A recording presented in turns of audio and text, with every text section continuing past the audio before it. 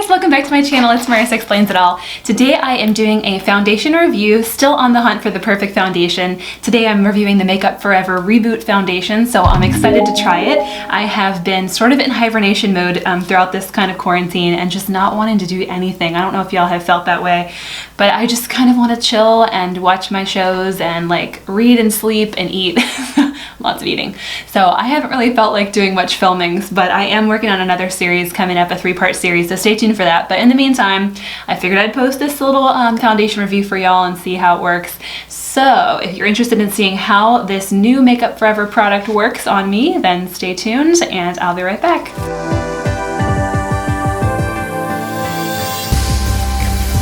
So a few months ago, I want to say, Makeup Forever came out with this foundation, and it's just known as the Makeup Forever Reboot Foundation. I think its full name I'm reading off here is Makeup Forever Reboot Active Care Revitalizing Foundation. It is 1.01 ounces, and it retails for $39 on the Makeup Forever website or on Sephora.com, and it comes in 24 shades.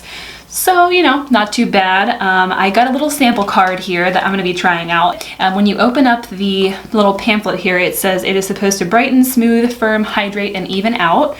And so it's supposed to be 24-hour wear. Interesting. It is a light coverage foundation, which is kind of also interesting. I'm kind of on the hunt for more natural makeup, and so I'm really excited to see how this compares to like a BB or CC cream. And this is supposed to be a satin finish as opposed to like a matte finish or a dewy finish. So kind of right in the middle. So I'm excited to try it out. So I am going to pop this open, and the 4 shades that they've provided me are here. And so I am going to go with shade Y225 and see how that works for me. And just kind of pop this bad boy out. So first, before I get started, of course, I am going to do one half of my face with the foundation brush and then the other half with the beauty blender as per usual, just to give a nice idea of how it covers with both of those. And then, of course, I will be using, before I go in, the Urban Decay Optical Illusion Primer. So my usual fave that I know really works well on me, I will do that. So let's do it. Of course, step 1, put cat ears on. Obviously. All right, let's go ahead and prime. Okay, so opening up the sample right away, I can tell it is very liquidy. So it is not as creamy maybe as some consistencies. As I kind of start to tip it up, it is running down. So as you can see, it's very loose. It's a very loose type of formula. So I'm going to go ahead and just sort of dot it all over to kind of make sure I get even coverage. It does have a slight smell to it. It is a little bit fragrant. It's floral. It's like a slight perfumed smell to it, but it's not super strong. I'm really opposed to a lot of fragrance and skincare and makeup and stuff, so it's not too bad. It's not heavy enough to where I think I would complain about it, even with it being right under my nose. It's slight. Okay, so let's get some of this going on. I'm going to try the brush here, just a flat top foundation brush for the 1/2, and see how it goes.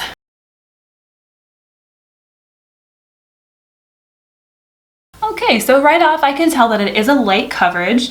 I would say it probably is comparable to like a very thin, kind of watery type of foundation, or definitely kind of like a BB cream. It's not really cream-like though, so let me go ahead and do the other half with the beauty blender and see what we get with that.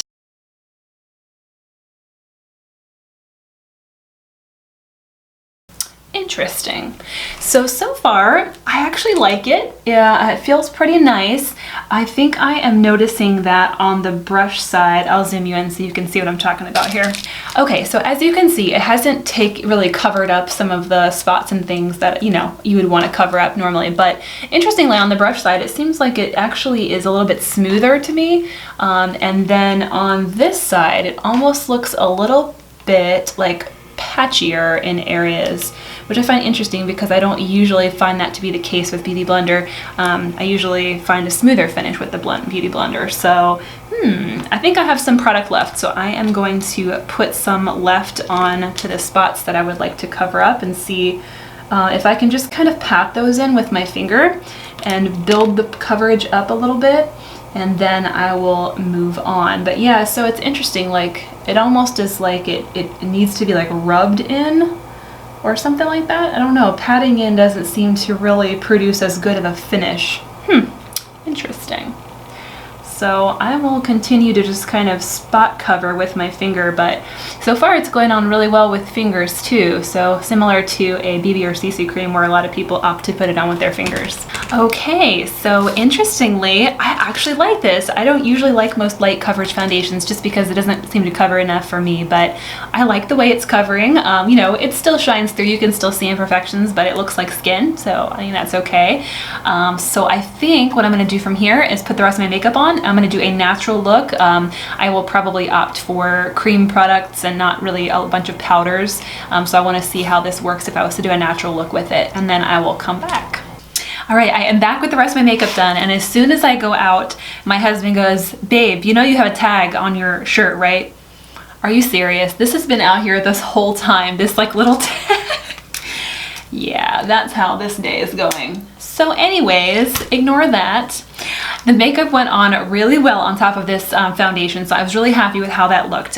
It looks pretty good. I mean, it's not full coverage, obviously, but I think it does really, really well for light coverage. I'm impressed with it, and I'm really happy with how it blended with everything. So I went with a little bit more of a natural look today. I just kind of did more cream-based products and not so many powders.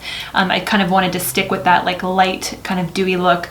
So I did a cream bronzer and concealer, and then I did a cream blush, and then also just a lighter eye and more of a neutral lip. So that's what I put on top of it, and it blended really well. I did powder underneath my eyes just to set the concealer, just to see how that worked, and it looks fine. I think it looks good. So it seems to mix well with powders, it seems to mix well with creams, so I'm happy with that.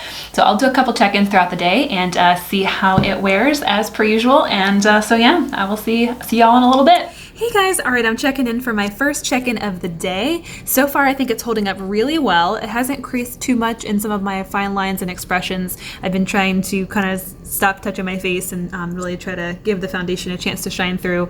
But so far, it's holding up really well. I'm here in sort of a natural lighting situation, of course, with no filters on my phone, so you can kind of get a good close-up of how it's looking. It does look like it's a really natural finish, which I do appreciate. So I think so far it's going well. I'll give it a couple more hours and I'll check back in. See you soon. So it's the end of the night, and I am here kind of just doing the last check-in. It's been about maybe 8 or 9 hours since I put it on in the beginning of the day, and so I'm kind of here just doing my final thoughts. So I am going to zoom you in just a little bit so you can see some of the detail, and we'll go over how it performed. All right, so the first thing I noticed is that I can see some of my natural oils kind of shining through. So, you know, it gives more of like a dewy appearance, so if that doesn't bother you, then that's awesome. I might powder my nose just a little bit more. It seems like, you know, a little bit shiny. The second thing I noticed was that it actually did really well with not settling into my fine lines and expression lines as much as some other foundations have. And this is probably because it's a lighter, you know, foundation, but you don't see too terribly much creasing here, which is where I usually notice the most creasing, and then here in between my forehead. So I think it did really well. And then as far as holding up on the rest of my face, I think it did a good job. You know, it's certainly worn off here and you can see some blemishes coming through. But overall, I think it did an awesome job, especially for what was supposed to be a more natural finish. I really love how it evened out my complexion and still let my natural skin shine through. So I am definitely looking forward to purchasing this. The only drawbacks that I think I found with this product would be just the fragrance. You know, I didn't love that it had a fragrance to it, and I would prefer not to kind of smell that throughout the day. But again, it wasn't super overpowering and strong, so I think that would be one drawback. And then of course, another drawback would be if I were trying to go out or you know, any type of event or anything that I wanted more coverage, I probably would not choose this foundation. This is sort of something that I would choose for an everyday look, or if you have really great clear skin. So if you already have like glass skin, then, you know, this will be a great product for you. You don't really need much coverage. But for anybody who's looking for that extra coverage and really doesn't want to see some of these things shine through, then you might want to pick just the next level up of coverage. But overall, I absolutely love it, and I'm excited to kind of wear wear it every day. So let me know what you think if you've tried this foundation and if it worked for you. I didn't mention this before, but as a point of reference, my skin is usually dry with an oily T-zone, so I'm combination skin. So hopefully it works for you. Leave a comment below and let me know what you think. Otherwise, please subscribe to the channel, of course, and I'll bring you more product reviews. And of course, I've got that 3-part series coming up next on the crafty side of my channel. And so I'm excited to reveal that soon. So I will see you guys next time. Thank you.